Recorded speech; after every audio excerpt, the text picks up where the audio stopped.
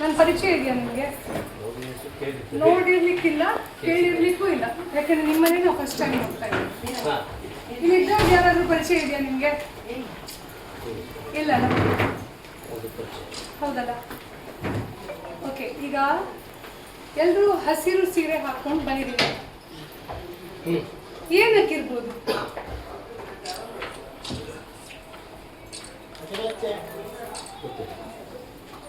ಗೊತ್ತಿಲ್ವಾ? ಇವರೊಬ್ರು ಹಾಕ್ಲಿಲ್ಲ, ಸ್ವಲ್ಪ ಗಡಿಬಿಡಿಯಲ್ಲಿ ಬಂದ್ರು. ಪ್ಲೀಸ್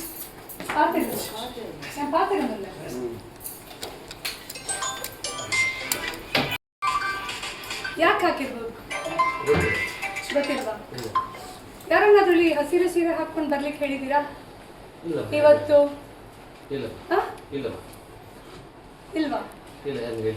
ಓಕೆ, ಈಗ ನಿಮ್ಮ ಬಗ್ಗೆ ಎಲ್ಲರ ಹತ್ರ ಒಂದು ತಿಳಿಸ್ಬೇಕಿತ್ತು, ಅದಕ್ಕೆ ನಾನು ಇಲ್ಲಿ ಬಂದಿದ್ದೀನಿ. ನಿಮ್ಮ ಮೇಲೆ ಆಲ್ರೆಡಿ ನಾನು ಕಂಪ್ಲೇಂಟ್ ಡ್ರಾಫ್ಟ್ ಮಾಡಿದ್ದೀನಿ. ACP ಅವರನ್ನು ಇವಾಗ ಇಲ್ಲಿ ಕರೆಸ್ತೀನಿ. ನಿಮ್ಮಲ್ಲಿ ಒಬ್ಳು ಕೆಲಸ ಮಾಡ್ತಾ ಇದ್ದಾಳೆ, ಅವಳ ಐಡೆಂಟಿಟಿಯನ್ನು ನಾವು ಹೇಳ್ತಾ ಇಲ್ಲ ಇಲ್ಲಿ, ಬಟ್ ಅವಳಿಗೆ ಕಂಪ್ಲೇಂಟ್ ಕೊಡ್ತಾಳೆ ನಿಮ್ಮ ಮೇಲೆ. ಯಾಕಂದ್ರೆ ಹತ್ಕೊಂಡು ಬಂದಿದ್ದಾಳೆ. ಅವಳು ಏನು ಕಂಪ್ಲೇಂಟ್ ಕೊಟ್ಟಿದ್ದಾಳೆ ಅಂದ್ರೆ, ಫಸ್ಟಿಗೆ ಅವಳಿಗೆ ಫೈಲ್ ಆ ಕಡೆ ಈ ಕಡೆ ಕೊಂಡೋಗ್ತಾ ಇದ್ಲು. ಅವಳು ಒಬ್ಳು ಕಾಂಟ್ರಾಕ್ಟ್ ಬೇಸ್ ಅಲ್ಲಿ ಕೆಲಸ ಮಾಡುವ ಹುಡುಗಿ, ಹೆಂಗಸು, 2 ಮಕ್ಕಳ ತಾಯಿ, ಗಂಡ ಇಲ್ಲ, ದುಡಿಲಿಕ್ಕೆ ಬೇಕಾಗಿ ನಿಮ್ಮ ಆಫೀಸಿಗೆ ಬಂದು ಸೇರ್ಕೊಂಡಿದ್ದಾಳೆ. ನೀವು ಅಲ್ಲಿ ಇಲ್ಲಿ ಮುಟ್ತಾ ಇದ್ರಿ ಅವಳನ್ನು. ನೋಡಿ ನೋಡಿ, ನಾ ಹೇಳಿ ಕೇಳಿ ಫಸ್ಟ್. ಇಲ್ಲ ಅಂತ ಅದಕ್ಕೆಲ್ಲ ಎಂಕ್ವೈರಿ ಆಗುತ್ತೆ. ಯಾಕೆ ಆಫ್ ಮಾಡಬೇಕು ವಿಡಿಯೋ? ಯಾಕೆ ಆಫ್ ಮಾಡಬೇಕು? ಕೇಳ್ತಾ ಇದ್ದೀವಿ ಪ್ರಕೃತಿ ಪ್ರಿಯರಂತೆ. ಅದಾಯ್ತಾ? ಒಂದು ನಿಮಿಷ ಅಕ್ಕ, ಅದಾಯ್ತಲ್ಲ. ಅಲ್ಲಿಂದ ಅವಳು ನಿಮ್ಗೆ ಸಹಕಾರ ಮಾಡ್ಲಿಲ್ಲ ಅಂತ ಹೇಳಿ ಅವಳನ್ನು ಡಿಮೋಷನ್ ಮಾಡಿದ್ರಿ. ಅವಳು ಅಲ್ಲೂ ನಿಮ್ಮ ತೀಟೆ ಸಹಿಸ್ಕೊಳ್ಳಿಕ್ಕೆ ಆಗ್ಲಿಲ್ಲ ನಿಮ್ಗೆ. ನಿಮ್ ಮುಖ ನೋಡಿ, ಮೂತಿ ನೋಡಿ, ನೀವು 2 ವರ್ಷದಲ್ಲಿ ರಿಟೈರ್ಮೆಂಟ್ ನಿಮಗೆ. 2 ಸುಳ್ಳು ಆಪಾದನೆ ಮಾಡ್ತಾ ಇಲ್ಲ. ಯಾರು ಒಬ್ಳು ಹೆಂಗಸು ನೋಡಿ ಒಂದು 15,000ಕ್ಕೆ ಅವಳ ಮಾನ ಕಳ್ಕೊಳ್ಳಿಕ್ಕೆ ರೆಡಿ ಇರುವುದಿಲ್ಲ. ಮತ್ತೆ ಇಂಥ 15,000ದ ಕೆಲಸ ಇದೆಯಲ್ಲ, 100 ತೆಗ್ಸಿ ಕೊಡ್ಬೋದು ಅವಳಿಗೆ. ಬಟ್ ನೀವು ವರ್ಕ್ ಪ್ಲೇಸ್ ನೋಡಿ, ನೀವು ಹತ್ರ ಹೇಳಿದಿರಿ. ನೀನು ಸೋಮವಾರ ದಿನ ನಿಮ್ಗೆ ಗೊತ್ತುಂಟು ಅವಳು ಯಾರಂತ ಹೇಳಿ. ನಾವು ಪೊಲೀಸರಿಗೆ ಅವಳನ್ನು ಕರ್ಕೊಂಡು ಹೋಗಿ ಕಂಪ್ಲೇಂಟ್ ಮಾಡ್ತೀವಿ. ಮತ್ತೆ ನಿಮ್ಮ ಮೇಲೆ ಏನ್ ಎಂಕ್ವೈರಿ ಆಗ್ಬೇಕು ಅದು ಆಗುತ್ತೆ. ಗೊತ್ತಾಯ್ತಲ್ಲ? ತಪ್ಪು ಇದೆ, ತಪ್ಪಿದೆ. ನಿಮಗೆ ಹೆಂಡತಿಲ್ವಾ?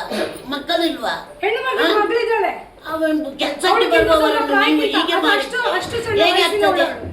ಹೇಗೆ ಆಗ್ತದೆ? ಅಲ್ಲಿಂದ ಕೆಲಸ ಆಯ್ತಿಲ್ಲ, ಅದಕ್ಕೆ ಒಂದು ಹಾಕ್ಬೇಕು. ಏನು ಹೇಳಿಕ್ಕೆ ಏನಿಲ್ಲ. ಮಾಡಿದ್ದು ಸರಿ ಅಂತ ನಾವು ಹೇಳುದು. ಅದಕ್ಕೆ ಕ್ಲಾರಿಟಿ ಕೊಡ್ಬೇಕು. ಅಲ್ಲ, ನಮ್ಮ ಆಫೀಸ್ ನಲ್ಲಿ ಉಂಟು, ಜನಗಳುಂಟು,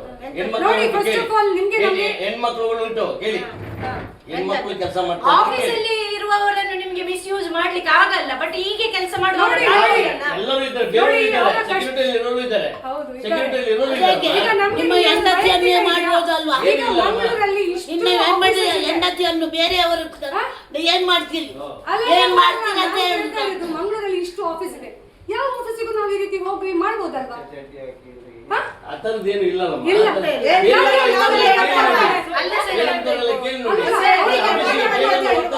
ಅವಳು ಕಂಪ್ಲೇಂಟ್ ಯಾಕೆ ಮಾಡ್ತಾಳೆ?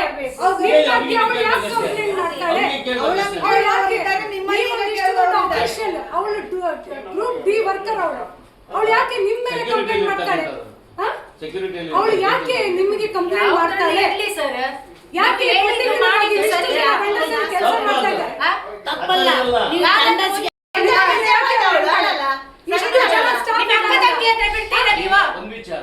ನಿಮ್ಮ ಹಣೆ ಬರ ನಿಮ್ಮ ಹೆಂಡತಿಗೆ ಮಕ್ಕಳಿಗೆಲ್ಲ.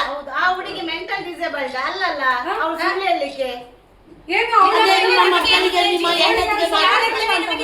ಗಂಡ ಇಲ್ಲ ಅಂತಾನ ನೀವು ಈ ರೀತಿ ಎಲ್ಲ ಮಾಡುದು? ಕೆಲಸ ಮಾಡಿ ಹೋಗಿದ್ದೀನಿ.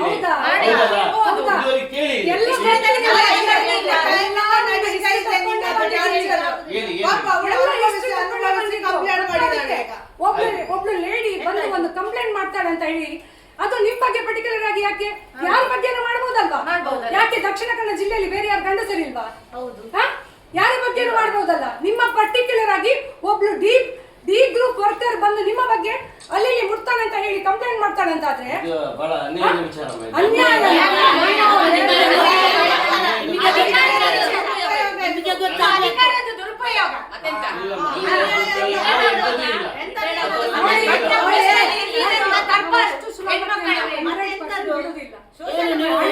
ಗೌರ್ಮೆಂಟ್ ಕೆಲಸ ಇದ್ರೆ ಏನು ಮಾಡಿದ್ರೆ ಆಗ್ತದೆ ಅಂತ.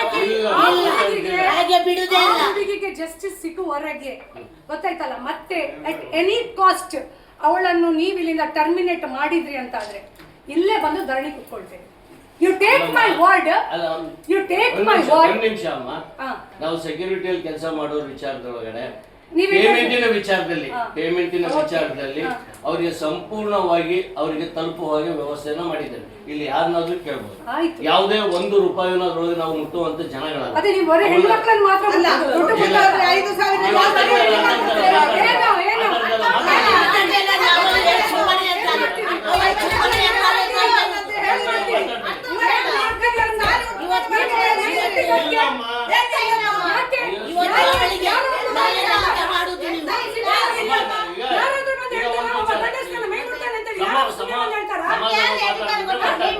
ಸಮಾಧಾನ ಮಾತಾಡಿದ್ರೆ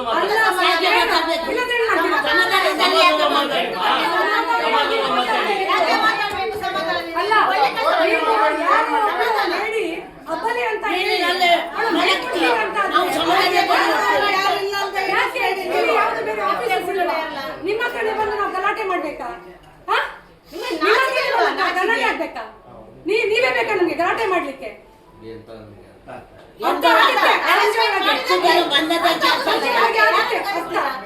ಗೊತ್ತಾಯ್ತಾ? ಒಬ್ಳು ಲೇಡಿ ಹೇಳಿದ್ರಿ ಅವಳು ಸೆಕ್ಯೂರಿಟಿಯಲ್ಲಿ ಕೆಲಸ ಮಾಡುವವಳು ಅಂತ. ಹೇಗ್ ಗೊತ್ತಾಯ್ತು ನಿಮ್ಗೆ? ಸೆಕ್ಯೂರಿಟಿ ಇದ್ರೊಳಗಡೆ ಗುತ್ತಿಗೆ ಸೆಕ್ಯೂರಿಟಿಯಲ್ಲಿ ಇರೋದು.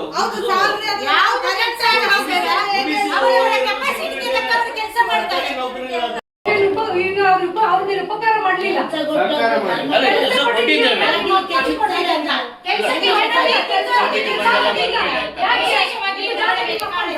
ಅಲ್ಲ ಸರ್ಕಾರದಲ್ಲಿ ನಿಯಮಗಳಿಲ್ಲ ಅಂತಂದ್ರೆ ನೀವು ಮನೆಗೆ ಹೋಗ್ತೀರಿ. ಗೊತ್ತಾಯ್ತಲ್ಲ? ನೀವ್ ಯಾರ ಮೇಲೆ ಉಪಕಾರ ಮಾಡ್ಲಿಲ್ಲ ಅದ್ ನೆನಪಿಟ್ಕೊಳ್ಳಿ ನೀವು. ಒಂದು ಫೋನ್ ಕರೆ ಬರುತ್ತೆ. ಅವರೊಬ್ರು ಲೇಡಿ ಇಲ್ಲಿ ಕೆಲಸ ಮಾಡ್ತಾ ಇದ್ದಾರೆ ಗ್ರೂಪ್ ಡಿ ಅಲ್ಲಿ ಗುಡಿಸೋದು ಒರೆಸೋದು ಅಂಥ ಕೆಲಸಗಳನ್ನೆಲ್ಲ ಮಾಡ್ತಾ ಇದ್ದಾರೆ. ಸೊ ಅವ್ರು ಫೋನ್ ಮಾಡಿ ಹೇಳ್ತಾರೆ, ಇಲ್ಲಿ ನಮ್ಮದು ಸೆಕ್ರೆಟ್ರಿ ಯಾರಿದ್ದಾರೆ CH ಮೋಹನ್ ಅಂತ ಹೇಳಿ, ಅವರು ನನ್ನ ಮೇಲೆ ಫಿಸಿಕಲ್ ಅಸಾಲ್ಟ್ ಮಾಡ್ತಾರೆ, ಮೈಕೈ ಎಲ್ಲ ಮುಟ್ತಾರೆ, ಬ್ಯಾಡ್ ಟಚ್ ಎಲ್ಲ ಕೊಡ್ತಾರೆ. ಮತ್ತು ಇದಕ್ಕಿಂತ ಮೊದಲು ಆ ರೀತಿ ಮಾಡ್ತಾಯಿದ್ರು.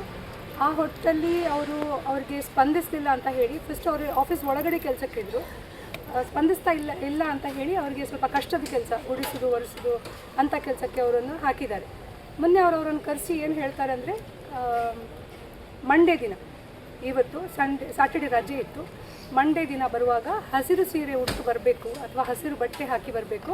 ಹಸಿರು ಬಟ್ಟೆ ಹಾಕಿದರೆ ನನಗೆ ಒಂದು ಸಿಗ್ನಲ್ ಏನಂದರೆ ನೀನು ನನ್ನ ಮೇಲೆ ಇಂಟ್ರೆಸ್ಟೆಡ್ ಇದೆಯಾ ಅಂತ ಹೇಳಿ. ಇಲ್ಲ ಅಂತಾದರೆ ನಾನು ನನ್ನ ಕೆಲಸದಿಂದ ತೆಗಿತೇನೆ, ನನ್ನ ಏನು ಸ್ಯಾಟಿಸ್ಫ್ಯಾಕ್ಷನ್ ನೀನು ಮಾಡಿದರೆ ನಾನು ನಿನಗೆ ಸ್ಯಾಲರಿಯಲ್ಲಿ ಸಹ ಜಾಸ್ತಿ ಮಾಡ್ತೇನೆ ಅಂತ ಹೇಳಿದರು. ಇಂಥ ಪ್ರಕರಣಗಳು ತುಂಬ ಕಡೆ, ತುಂಬ ವರ್ಕ್ ಪ್ಲೇಸಸಲ್ಲಿ ಕೆಲಸ ಮಾಡುವ ಮಹಿಳೆಯರು ಫೇಸ್ ಮಾಡ್ತಾರೆ. ಬಟ್ ಈ ರೀತಿಯಾಗಿ ಫೋರ್ಸ್ಫುಲ್ಲಾಗಿ ಅವರನ್ನು ಬಳಸೋದು ಇದು ಸರಿಯಲ್ಲ. ಆ ಲೇಡಿ ಯಾರಿದ್ದಾರೆ ಅವರು ಒಂದು ಮಿಡಲ್ ಏಜ್ನವರಾಗಿದ್ದಾರೆ, ಅವ್ರಿಗೆ 2 ಮಕ್ಕಳಿದ್ದಾರೆ, ಅವರು ಸಿಂಗಲ್ ಮದರ್ ಆಗಿದ್ದಾರೆ. ಏನೋ ಜೀವನದ ಕಷ್ಟದಿಂದ ಅವರು ಇಂಥ ಜಾಗಗಳಲ್ಲಿ ಬಂದು ಗುಡಿಸುವ ಒರೆಸುವ ಕೆಲಸ ಮಾಡಿಕೊಂಡು ಅವರ ಮಕ್ಕಳನ್ನು ಸಾಕ್ತಾ ಇದ್ದಾರೆ. ಸೊ ಇಂಥ ವ್ಯಕ್ತಿಗಳಿಂದಾಗಿ ಹೆಣ್ಣುಮಕ್ಕಳಿಗೆ ಬದುಕಲಿಕ್ಕೆ ತುಂಬ ಕಷ್ಟ ಆಗ್ತಾ ಇದೆ. ಸೊ ಅವರ ಐಡೆಂಟಿಟಿಯನ್ನು ರಿವೀಲ್ ಮಾಡಬಾರ್ದು ಅಂತ ಹೇಳಿದ್ದಾರೆ. ಯಾಕೆಂದರೆ ಎಷ್ಟೋ ಹೆಣ್ಣುಮಕ್ಕಳಿಗೆ ಆ ಧೈರ್ಯ ಇರೋದಿಲ್ಲ, ಹೊರಗಡೆ ಬಂದು ಅದನ್ನು ಫೇಸ್ ಮಾಡುವಷ್ಟು ಧೈರ್ಯ ಅವರಿಗೆ ಇರೋದಿಲ್ಲ. ಅದಕ್ಕೆ ನಾನು ಬ್ಯಾಕ್ವರ್ಡ್ ಕಮಿಷನ್ ಮೆಂಬರ್ ಆಗಿ ಇವತ್ತು ಒಂದು ಕಂಪ್ಲೇಂಟ್ ACP ಅವರಿಗೆ ನಾನು ತಲುಪಿಸ್ತಾ ಇದ್ದೇನೆ, ಈ ರೀತಿ ನಡೀತಾ ಇದೆ ಇಂಥ ಜಾಗದಲ್ಲಿ ಅಂತ ಹೇಳಿ. ಅವರನ್ನು ಸಂಜೆ ಅವ್ರ ಕೆಲಸ ಮುಗಿದ ಮೇಲೆ, ಅವರಿಗೆ ಇಲ್ಲಿ ಕೆಲಸ ಮಾಡ್ತಾ ಇದ್ದಾರೆ, ಕೆಲಸ ಮುಗಿದ ಮೇಲೆ ನಾನು ಅವರನ್ನು ಸ್ಟೇಷನ್ ಕರ್ಕೊಂಡು ಹೋಗಿ ಅವ್ರ ಹತ್ರನೂ ಒಂದು ಕಂಪ್ಲೇಂಟನ್ನು ಲಾಂಚ್ ಮಾಡ್ತೇನೆ. ಮತ್ತು ಕಮಿಷನರ್ ಹತ್ರ ನಾನು ರಿಕ್ವೆಸ್ಟ್ ಮಾಡ್ತೀನಿ, ಇದರ ಬಗ್ಗೆ ಒಂದು ಒಳ್ಳೆ ರೀತಿಯ ತನಿಖೆ ಮಾಡಿಕೊಂಡು ಆ ಹುಡುಗಿಗೆ ಒಂದು ನ್ಯಾಯ ಕೊಡಿಸ್ಬೇಕು. ಯೂಶ್ವಲಿ ಏನಾಗ್ತದೆ, ಇಂಥ ಪ್ರಕರಣಗಳೆಲ್ಲ ಹೊರಗೆ ಬಂದ ಕೂಡಲೇ ಈ ಮೇಲ್ ಅಧಿಕಾರಿಗಳು ಏನು ಮಾಡ್ತಾರೆ ಅಂದರೆ, ಯಾರು ಕಂಪ್ಲೇಂಟ್ ಮಾಡಿದ್ದಾರೆ ಅವರನ್ನು ಟರ್ಮಿನೇಟ್ ಮಾಡ್ತಾರೆ, ಕೆಲಸದಿಂದ ತೆಗೆದು ಹಾಕ್ತಾರೆ. ಸೊ ಈ ಹೆಣ್ಣು ಮಕ್ಕಳಿಗೆ ಹೆದರಿಕೆ ಇರ್ತದೆ, ಕೆಲಸದಿಂದ ತೆಗೆದು ಹಾಕಿದರೆ